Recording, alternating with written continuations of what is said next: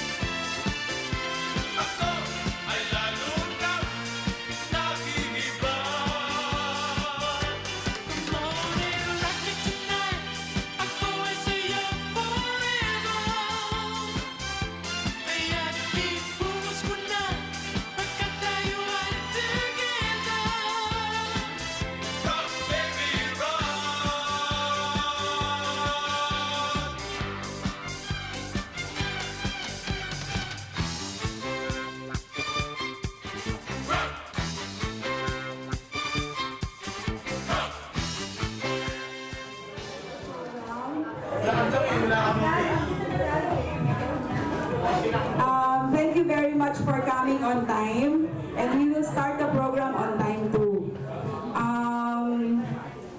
We are all welcome to Batch 85 Silver Anniversary! Woo! Ito na. Ito na to. Yeah, this is Hello. the... Ayan, meron. Okay. Hello Philippines and hello world! Yun! Bakit word? Yeah. Online tayo. Oo. Yeah. Naka-online tayo mga sir. Yung mga... Naka-online tayo sa mga batchmates na nasa offshore. Nasa Canada, nasa... Sa Mars. Sa Venus, Venus. sa Pluto. Sa Qatar. Kung saan pa. So, naka-online po tayo so they can see us. Tsaka, Medyo malungkot daw pero masaya din kasi kasama natin sila ngayon. tsaka after so many... After 5 years. Yeah. Actually, nagkaroon tayo ng 3 outing, Yeah. 2 Christmas party bago matuloy ito. Oo. Tagalin tayo. Napakatagal ng paghahanda para dito sa event na to. No? So, we really thank you all na nandito. No? And in a way, I think medyo tayo naman ay nagwagi para magkita-kita ulit tayo ngayong silver anniversary natin lahat. So we'll start the program.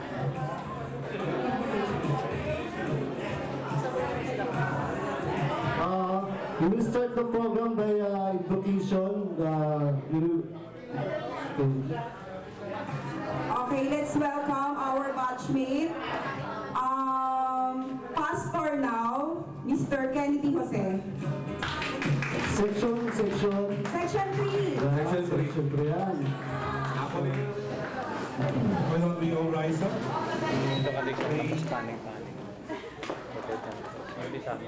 Again. This is the day that the Lord has made. Let us rejoice and be glad in it. Our Heavenly Father, as we gather here to celebrate our first Iris STS Bats 85 Grand Reunion, we acknowledge that you are the ever-present, almighty, and all-knowing God, who created the universe and everything in it. We express our gratitude to you, O God, for the blessings and successes you have bestowed to every batchmate and classmates. Also for our teachers who imparted their knowledge and expertise. We thank you for the blessing of loving families and meaningful friendship. We also thank you for enabling our chairwoman, Jenny Benko Umayam, and the team who spearhead this very memorable event. Certainly, it's our plea that you bless them with wisdom have gone to the afterlife. As we celebrate this reunion with merriment, may we not forget that it is you who made all these things possible. Hence, it is also our prayer that as we share stories of our lives, may we not forget to ascribe to you all the honor and glory. Grant us the joy to celebrate our time together, and may we have more reunions to come. All this we pray in the name of the Father, the Son, and the Holy Spirit. And everybody says, Amen. God bless us all. Thank you, Pastor. Blessing. Yeah, that's a blessing. Alam mo, nagkaroon tayo ng pastor sa grupo, no? Talaga naman, hindi ka na. Sabi nga na isa nating batchmate kanina, sa bahay yan dati ah. Diba? Alam mo, Pero ni sa Pastor kanya siya yun. isang pastor na. Anyway, let's all welcome for our opening remarks. The President of the Batch 85 Class reunion. Class Reunion. Walang iba kundi si Dave Umayam. Dave Umaya. Thank you. So, welcome sa inyong lahat. No? Now, thank you sa inyong lahat. So, we are here together. It's a very special event. So, this event is not possible without you people, especially us, batchmates, and our teachers. for the past 25 years. For the past 25 years. All of us, we've been through ups and downs and everything. Pero still, we managed to go here. Bring our presence here. So to have this gathering. Now, we are celebrating our 25th anniversary, silver anniversary. Napakabihira, which is napakabihira sa isang grupo, sa isang samahan, na umaabot ng gano'n. May mga nakakausap nga ako eh. Ang sabi nila, buti pa kayo, ilan kayo? Sabi ko, 100 plus kami. In fact, buong klase nga eh. Sabi ko, halos lahat, even teachers. Talaga, nakakaingit kayo. Nakakaingit talaga. So talagang, this is a blessing for all of us. And syempre, lahat tayo, may kanya-kanya tayong mga pinagsamahan, bawal isa, no? Kagaya niyan, pagdating pa lang, andyan na yung mga kaibigan ninyo, mga dati ninyong mga klase, chika-chika, di ba? Sumako na sila. Nakakatuwa. And we have our achievements, of course. And we're very thankful for that.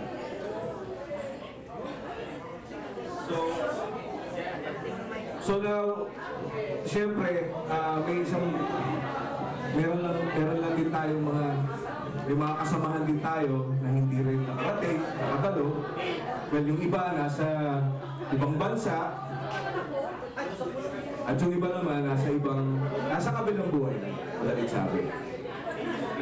Pero hindi pa rin naman natin sila nakakalimutan. Andito pa rin naman sila, kasama natin. Celebrating with us, of course, everybody's welcome. Okay, so, thank you again. Thank you very much for your support and everything. Thank you very much. Yes, thank you, Dave. Parang mahinapan palakpakan, no? Gutom na kayo?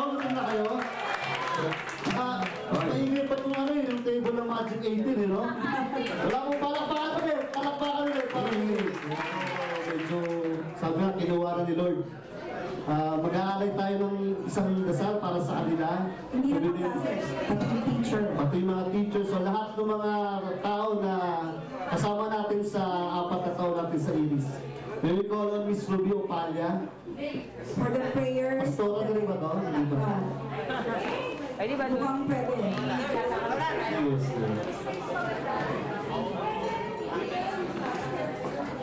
Good evening sa inyong lahat. My name is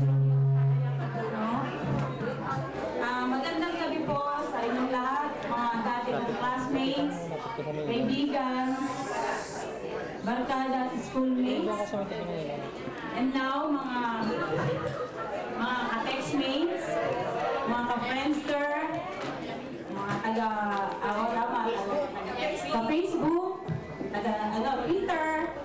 So, kamusta po mga kaibigan?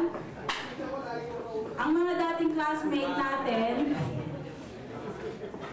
who already passed away, FYI, ay sina Noel Abirin, Jovan Breones, si Ferdinand Angeles, si Samuel Bundang, si Lourdes Recreo, si Jan Panya, at ang dating mabait, matapang na guro na si Mr. Aldaba, and of course yung ating principal, si Mr. Kagawan.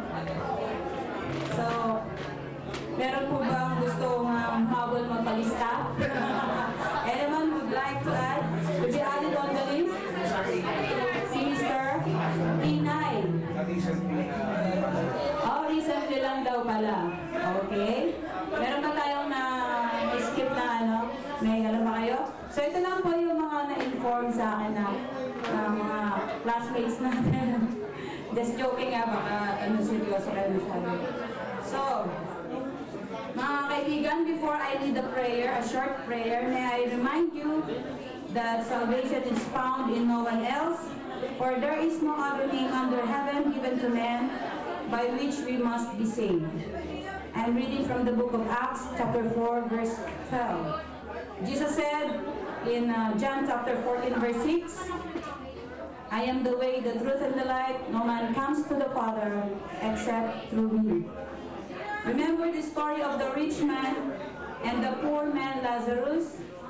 When they died, they went to different locations. Lazarus goes to Abraham's bosom in heaven, and the rich man went to Hades or hell. As it is appointed for man to die once, but after this to be judged. Written in Hebrews chapter 9, verse 27. Let's all pray.